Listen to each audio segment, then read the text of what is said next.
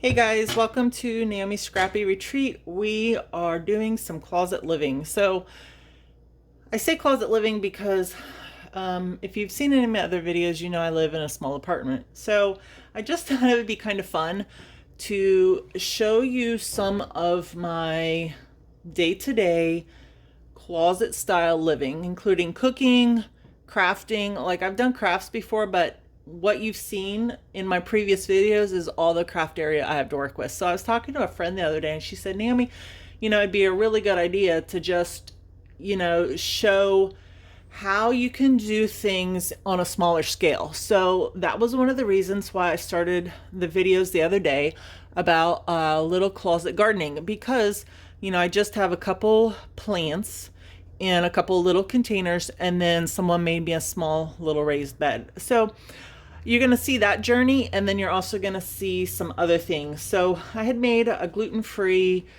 corn dog bite-sized recipe before, but today I'm going to go ahead and we're going to kind of prep for a meal I'm having tomorrow with my guys. It's kind of like a pre-Memorial Day celebration meal.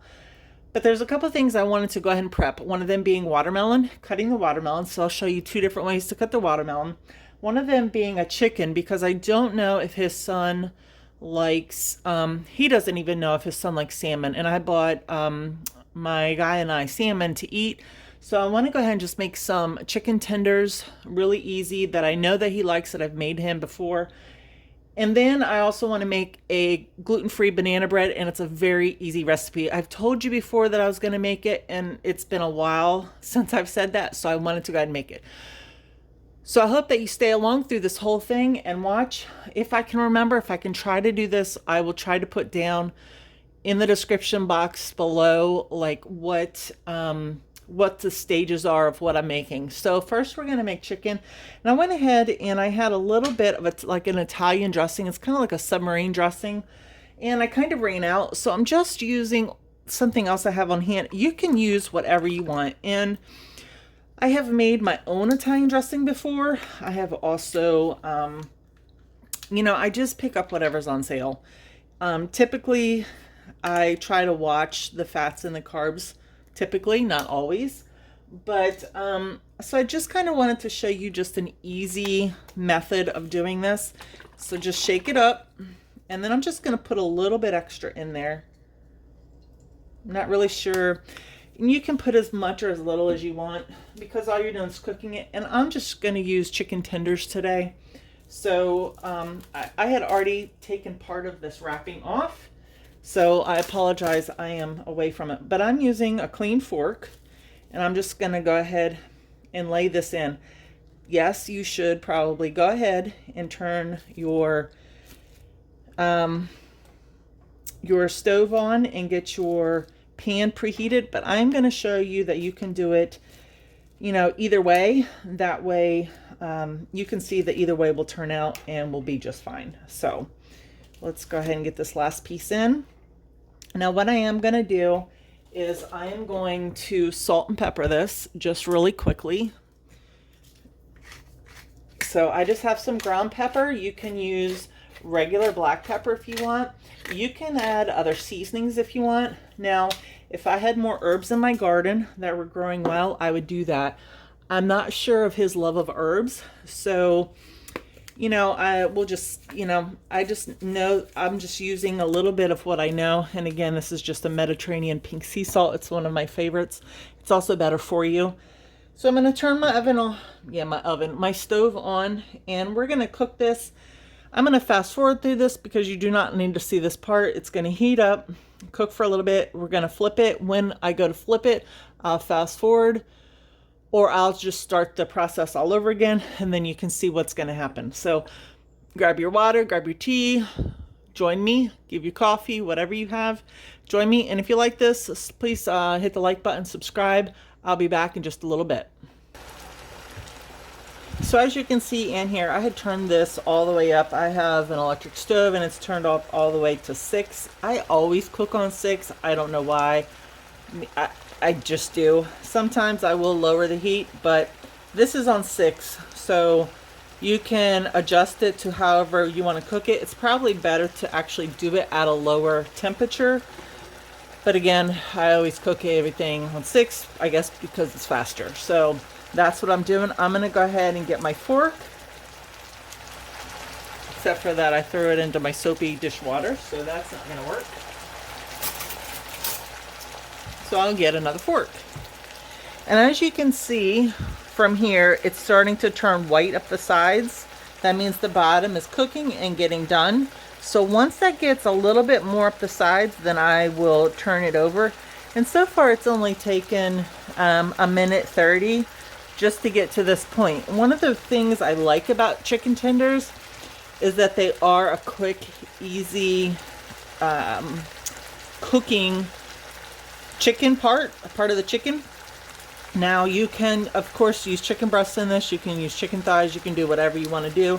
And again, this is easy. There are times when I've actually sliced like larger pieces of the chicken tender in half again, not only to make it go further, but just so that it'll cook a little bit more evenly, because as you can see, like this one here is almost done, while this one here is going to take a little bit longer.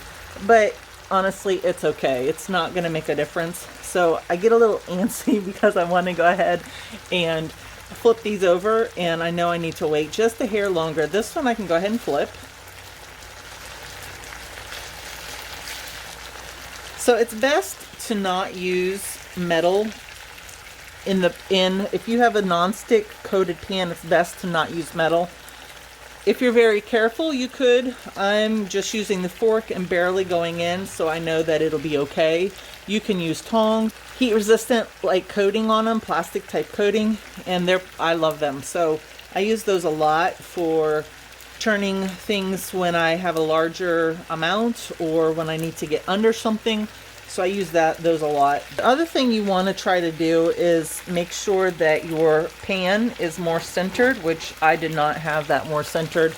It just allows other pieces to cook. So what I usually try to do then is put the bigger pieces then in the middle. That way I know that they're cooking. If pieces are smaller, I'll put them on the outside edges. And that way they will also help cook more even, because on a lot of stoves, and depending on the type of pan, the center usually cooks faster. And so that's what I'll do. Now, if you have a cast iron pan, those are the best to use because it all cooks evenly, no matter if you're over an open flame or on top of, an electric stove. They all cook the same amount. So I do like a cast iron, but I haven't used cast iron in a while either. Something I need to get back into. I used to make some really fun recipes from that, so it is something that I should get back into and then share with you guys as well. So this one's about ready to flip, and I'm going to go ahead and flip this one. So we'll just let that go for another minute and a half. I'm going to I'm going to pause the camera for a second, and then we'll come back when they're almost done. And that will be really the end of the chicken part that I have to show you, because this chicken was flipped over with all of the seasoning on the bottom. I'm not going to go ahead and season this side. You could, if you wanted, you could add a little bit more salt, a little bit more pepper, but I'm not going to do that. So we are at almost 10 minutes of working on this chicken. It really only takes 3 to 4 minutes really on each side, depending on if you already have the oil hot when you put the chicken in, depending on the size of the chicken tender pieces. So it really all depends. So one thing I just wanted to show you is, if you have one way to keep your burners so they don't smoke a lot, to keep the grease off, I always just usually I put a wet towel there or my dish rag. I don't mind grease elsewhere because that's easier to clean up, but I hate when I get food or grease on a burner and then when I'm trying to use it, it starts smoking. So that's always my just way to get around that, doing it, because if you would have seen it a second ago, I had grease all over it. So I cleaned that off while we were paused, and I'm just going to go ahead and take these off. Now you can put them like I did. See, look at that nice pretty golden color. You can put them on a paper towel, or you can just leave them. Because of how much grease is in this, I am putting it on a paper towel just so that I know that it's definitely cooked. So I'm just flipping them over for another second. They are really, they probably are done now, but I love the golden color that is on them. So I just wanted it to be on both sides of them. And then that way we know for sure that it's cooked, and then we can give them, that way I know that, you know, no one's going to get sick. And then the color is just really pretty. So we'll just give it another second and it'll be ready to come out. And as easy as that, you have just this chicken that is amazing. So it's nice and easy. You could add this then, I'm gonna move this to another one since it's popping all over. You could add this chicken to a salad by cutting it up. You could add this to a wrap and make a chicken sandwich wrap out of it. You could add this to just a bread. You could do so many things with this. I have made this before and just put it over buttered chicken. Buttered chicken, yeah. Buttered noodles, or like a zucchini noodle if you want to keep it low carb. So there's plenty of options, and it's just super, super quick.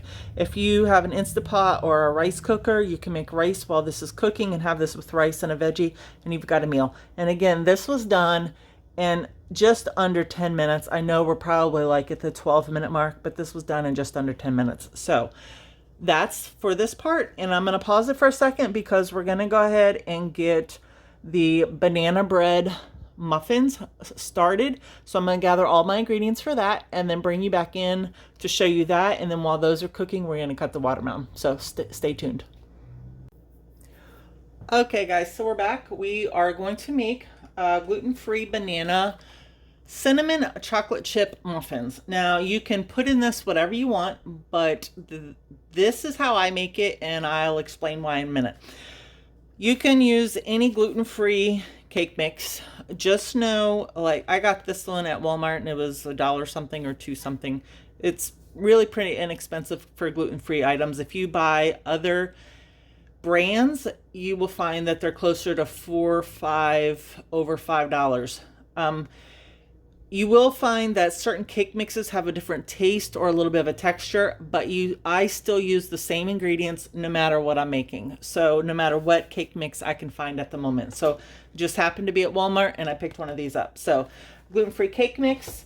This is a half of a cup of butter, and I just melted it down. Usually you want it just softened, but I wasn't paying attention and it went to a liquid stage, which honestly is fine as well. It doesn't matter.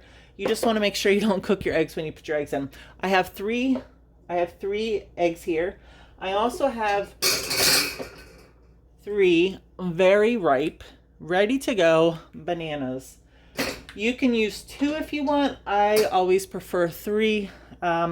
I honestly don't know if it might change the texture a little bit, but I'm not sure. And then in the end, I will use my favorite chocolate chips, which are the Toll House Semi-Sweet by Nestle. Love these. These are my favorite. I use these for chocolate chip cookies. I use those in other baking. I use those to make brownies. They're amazing. We have a Byler's near us, and they make butterscotch. This is not the correct one, so hold on just a second. Okay, so very disappointed because what I thought I picked up as cinnamon chips or chocolate chips, or sorry, butterscotch chips. You can use, those are my favorite from Byler's. You can use, I think Nestle makes cinnamon chips. I don't think the taste is as good as the Byler's one, and I don't know where Byler's gets theirs. So that's all I can say. So instead, we're going to have to just add cinnamon, and this is one of my favorite cinnamons. It's the Saigon cinnamon. So we're just going to have to add cinnamon, and then we'll add chocolate chips later. So in order to do this, I'm just going to show you what I do. I'm not going to explain it because I'm going to just speed through. I'm going to go ahead and put the eggs in, kind of whisk them up, and you'll see what I mean. Add the bananas to it, and then I'll add the butter. That way the butter has a chance to cool just a little bit and then won't cook the eggs. And then I'll just add the other ingredients, and you'll see as I do that, and again I'll just speed through that.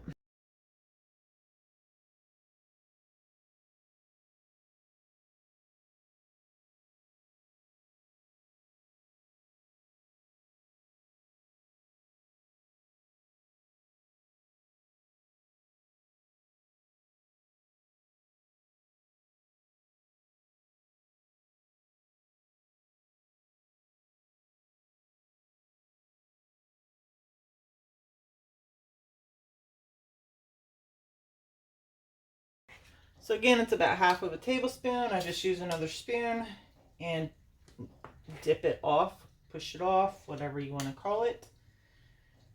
And that's how I do these. So I did the first ones without chocolate chips because my guys don't really care for chocolate that much. I know that they're strange, but a lot of people, it seems, don't care for it, especially men.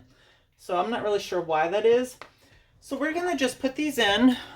I'm going to start them at 12 minutes because sometimes my oven can run a little awkward. So I'm going to set the timer for 12 minutes. In the meantime, I'm going to kind of clean up the area just a little bit. And we will go ahead and I was going to go ahead and cut up the watermelon, but I think I'm going to wait because I still have, you know, the big bowl on here, and then I'm going to have to put out, you know, my rack. So I'm going to go ahead and put the rack on my stove. You're not going to be able to see all of it because of the position of the rack, but I will take these out, put them on, and then I'm going to go ahead and put chocolate chips in. So honestly, I eyeball this, and right now there's probably about a cup in here because I use these for something else. Let me just open this a little bit more. I actually like to make rice cereal in the morning. It's the cream of rice cereal. It's gluten-free. And I like to put like a tablespoon or so of chocolate chips on it, melt it, and I absolutely love it. It's just a fun, sweet breakfast. You can also then, because there's chocolate on it, put a little bit of chopped up strawberry.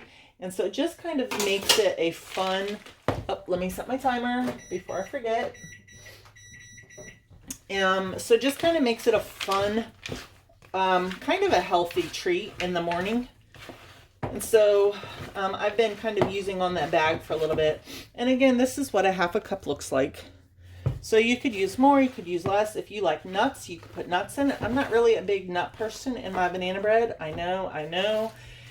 How could I be, you know, American, and my grandmother loved nuts and everything. So how could I be my grandmother's granddaughter? But I'm not a nut person. I do like nuts, but not in my banana bread. So we're going to wait for those to cook and then come back. I'll show you when we take them out of the oven, and then we'll go from there. Okay, so it's been 12 minutes. Let's take them out and see what they look like. These are perfect. They're brown, slightly brown, that my camera does not do justice to them, but they're perfect looking color. So I think my guys are really going to like these. I think they turned out very well. So I'm just going to pop them out. And again, you shouldn't use you really shouldn't use metal, but I don't have anything else right now to my disposal. So I am just going to be very careful and take them out. And then we'll come right back and put some more in. So I am going to go ahead and just spray these again real quick. And as you can see, this pan is really hot. So what you are going to need to know is that because it's already hot, once you put that mixture in, it's already going to start cooking it. So you'll just have to watch your time. I will probably put these in for, oh, look, I left one in. I'll probably put these in for 10 minutes and check them. So I would say probably you want to just take your time down a little bit. So you may be wondering why I'm doing the little mini muffin tins. Well, I'm trying to watch my macros, so my carbs, my sugars, my fibers, my proteins. And so I just thought, you know what, I'm going to try it this way, because typically when I do it, I use a regular muffin tin. I use this muffin tin, and then I use little mini muffin pans. Now, I have never made this bread in a regular size bread tin before, so I do not know how it'll turn out. I can't tell you how it's going to turn out. What I can tell you is that gluten-free flours, gluten-free mixes cook differently than a regular flour mix will do. And so what I have experienced in the past is when I do make a regular sized gluten-free loaf of any sort, it will fall, it will not cook correctly in the middle. And honestly, maybe it's something I'm doing wrong. I don't know. So maybe it's something that we can do trial and error together and find out. I'll do the trial and error, that way you can see. So that way you're not mad at me for doing a trial and error with me at the same time. But so that's why I'm doing it in these small ones. But again, I have made them in the regular size muffin tins, and I've also made them in the mini loaves. And I love doing these in the mini loaves, especially when I have the cinnamon chips, which of course I don't this time. But I love to give them as gifts. And so everybody I've given them to has never, ever known that they were gluten-free until I tell them. And, you know, I always, you know, they usually tell me, wow, those are really good. I said, well, guess what? They were gluten-free. And they're like, really? So just letting you know that you could serve this at a mixed, you know, gathering, people with gluten allergies and people with non, and no one's going to know the difference. And you're going to be so surprised, and those who have gluten allergies are going to thank you for them. So let's just put these back in. And again, we're going to do 10 minutes and we'll be back. Okay, my 10-minute timer went up. So let's see how these look. If I can get out of here without burning myself.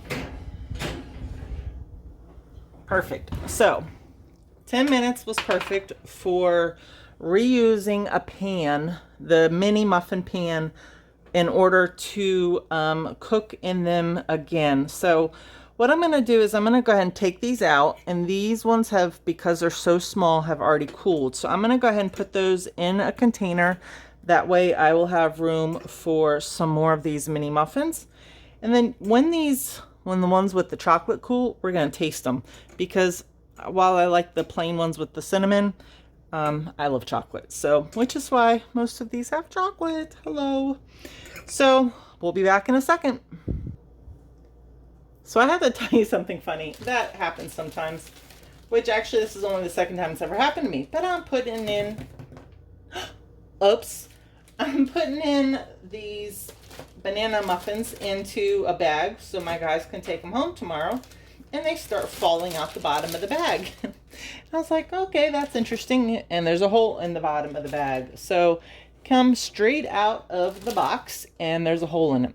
So the ones that were closest to the back of the oven, you can't see my finger, there it is. So the ones that were closest to the back of the oven are still warm.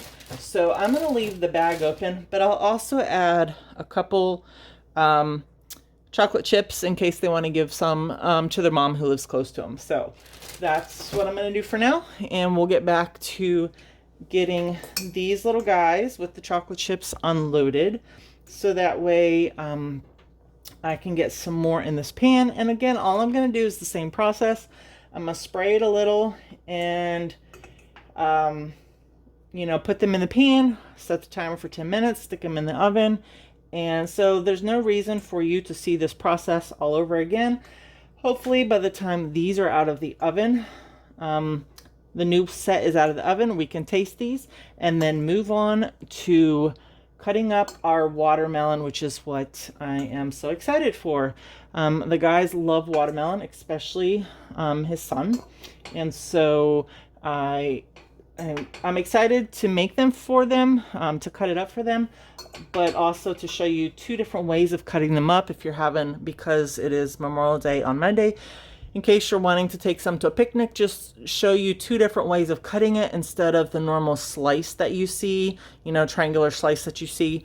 I like the triangular slice. There's nothing wrong with it, except for, you know, when you get, depending on how big the, you know, the half moon or half circle is, you know, it's, if you're eating it with your, you know, your face, you know, and you're nomming away, all of a sudden this is starting to touch, you know, this part of it is starting to touch your cheeks, and then you get watermelon juice all over you. So little kids, it's fine, but I'm a grown adult, so I really don't want watermelon juice all over my face. So anyhow, I'm gonna go ahead again and put another set of muffins in the oven, and we'll be back. So the last batch is out, and I'm just going to transfer them to cool for a little bit. Since the ones on this tray are already cooled, mostly cooled, I'm going to transfer them into my container. My container is this little plastic cheap Ziploc container that I think I got from Food Line a while back. I usually use a different container, but I don't use big containers very often, so they end up storing miscellaneous things. So I don't want to take the stuff out of it, so we're just going to use that. So what I did want to say is that this mix made 72 mini muffins. So that's good because then I'll be able to figure out like the macros for each little mini muffin. So when I typically make them, it will make the mini muffin, there's 24 in this one. It usually then will make 12 regular muffins. So the 24 mini muffins, 12 regular sized muffins, and then typically it will also make 2 mini sized loaf pans. They're usually about like that size. So that's usually what I can make out of one of these mixes. Just a gluten-free cake mix. Again, we added 3 eggs, 3 bananas, a half a cup of butter, softened or melted, either one. I melted mine too much.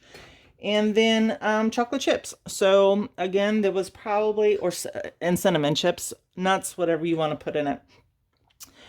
Typically I use cinnamon chips first and then I add chocolate chips later, but I picked up the wrong bag and have butterscotch instead of cinnamon. So that's what this is. So let's just, now look at this. Now this is a smaller one because I don't measure like I should. And so this is just a smaller one, but look at the consistency. Can you see that? Now let's just try this. I love these. These are still a little warm. I know you shouldn't talk with your mouth full. It's just a little warm. These are good actually with a little bit of homemade apple butter, which I made in a previous video, or a little bit of butter, or honestly, just like they are. So that's it for now. I'm going to clear this up and get ready so that I can cut the watermelon, and that will be the last thing we're doing today. So hold on just a minute.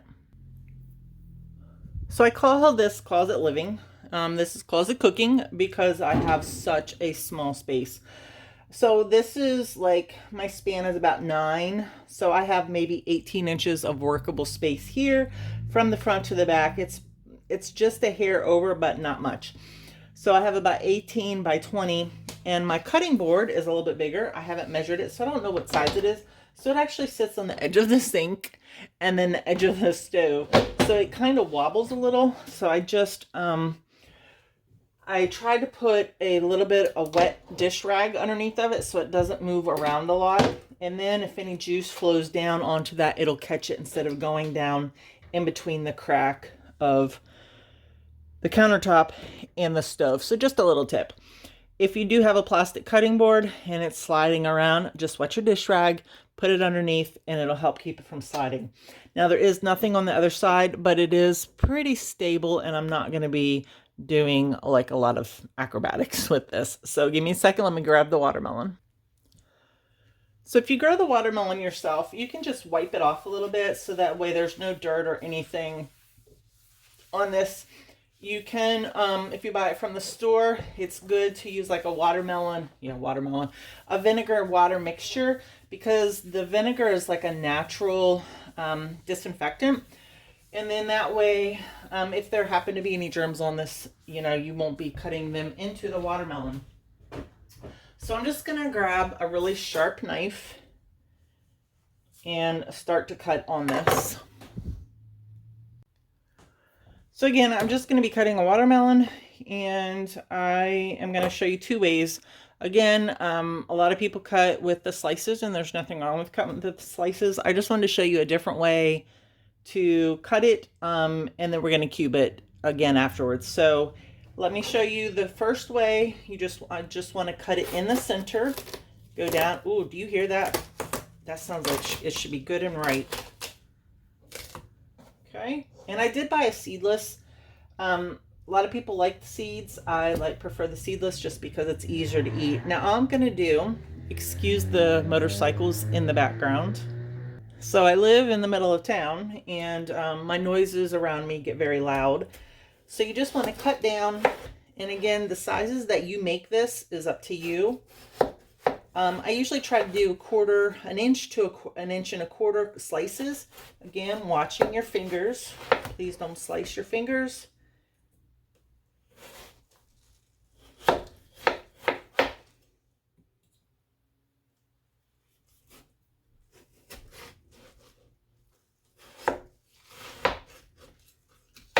And then all you want to do is you just want to rotate this all the way around so that the slices that you've already sliced are going this way, horizontally, I guess that is. And then you just want to cut vertical slices down. And all you're making, except for those end pieces, are, you'll see in a second, little strips with a little piece of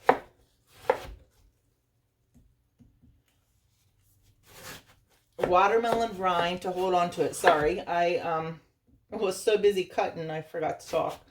So I'm not going to do the next one, but I just wanted to show you a quick, and really this is a very quick, easy way. Just be careful on this last cut because it is the way it is. It's hard to cut. It's hard to hold on to. But as you can see, you now have this fun little slice that you can hold right at the rind, and you can eat that without getting it all over your face. Now, if you don't mind getting it on your face, that's fine. You know, it's just a very fun little way to, again, cut a watermelon. So now you have all these strips, and then you'll just have some with little bits on the end. But you'll have different sizes, so if you lay these out on a tray, people can choose the size they want. And then doing it this way is so easy, because then to cut it into cubes, you just do it that way. And so I am going to cut it into cubes for the guys and I, because what I'll end up also doing is sending it home with them. So again, just a fun little way to cut up watermelon so that it's easier to eat, and it was quick and easy. It's actually, for me, it's easier to do that than to try to slice it. And I don't know why, but it is. So I hope that you enjoyed it. I hope that you will give this a like, subscribe, share with other people, and hit the notification bell. That way you will be notified every time I upload a video. Again, my focus now is going to be more on closet style living. So doing things in a small space. So whether that is cooking, and I do a lot of gluten-free cooking because I'm mostly gluten-free. I was totally gluten-free, but my last allergy test showed that it has, even though my body still doesn't tolerate it, the allergy point of it is down. I don't have it anymore. So I have been eating a little bit more gluten-free, or a little bit more gluten in my diet, but I find that my body still doesn't really tolerate it well. That going on, there'll be, gluten-free cooking. There will be, of course, the container raised bed gardening in my little apartment. And I'll also show you some more sewing techniques, some more crafting ideas, again, all in a little teeny tiny space. So that way, you know that regardless of the space you have, you still have the ability to cook something wonderful, to make something fabulous. And I love to reuse, repurpose things, and to find things that are inexpensive and turn them into higher end looking items. So again, thank you for joining me, and I hope to see you again soon. Be a blessing to someone else, and God bless you.